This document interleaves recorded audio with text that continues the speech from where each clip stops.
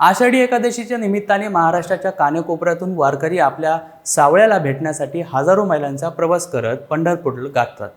याच पार्श्वभूमीवर छत्रपती संभाजीनगर जिल्ह्यातील श्री क्षेत्र पैठण येथील शांतीब्रह्म श्री संत एकनाथ महाराज यांच्या पायदिंडीचं आषाढी एकादशीसाठी बुधवार दिनांक 18 जून रोजी पंढरपूरकडे प्रस्थान होणार आहे।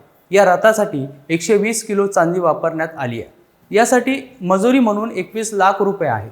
यामध्ये 110 घनफूट सागवानी लाकूड वापरून त्यावर नक्षीकाम करून त्यावर 120 किलो शुद्ध चांदी चढवण्यात आली।